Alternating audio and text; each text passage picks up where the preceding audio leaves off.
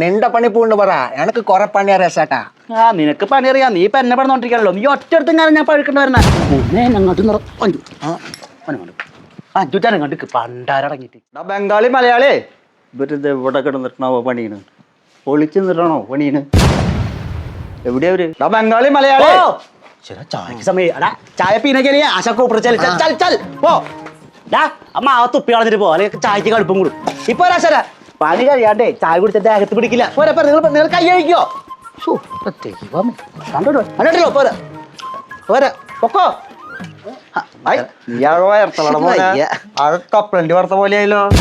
നീ തുടങ്ങിയ സ്ഥിതിക്ക് 200 കട്ട അവിടെ വെച്ചിട്ടുണ്ട്.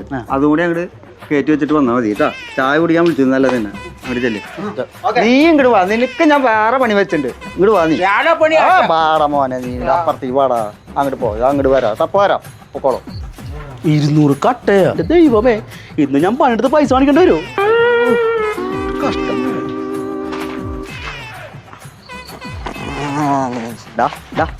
ഞാൻ അവിടെ വെറുതെ കൽപ്പുണ്ടാക്കിയതാ.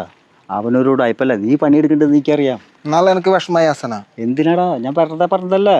അതല്ല ആസനെ, ചായ കുടിക്കാനുള്ള സമയം എന്ന് പറഞ്ഞപ്പോ എന്റെ മാവണ്ണാൻ തുപ്പിക്കളഞ്ഞു. മാര മാവ കാത്തങ്ങ് ഹോഗിയ മാവാ ഞാൻ ദാത്താഹും. കബി ഖുഷി കബി ഹം. മുതലാളി വരണ്ടേട്ടാ.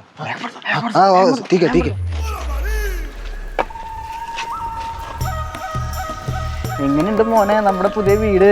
കലക്കിയത് നിനക്ക് കിടക്കാൻ വേണ്ടിട്ടേ ഞാൻ വലിയ കട്ടള വെച്ചോക്കണേ.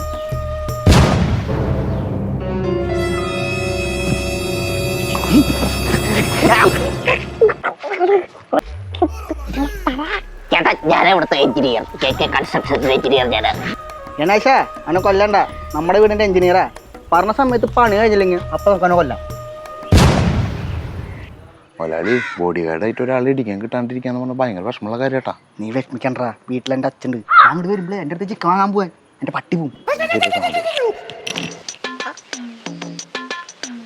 അല്ല ഇയാളാരാ? ഇന്ന് എന്റെ പണി തീരും കൊണ്ടുവന്നാണ്. ബംഗാളി മലയാളി നിങ്ങളൊക്കെ എവിടെയാ?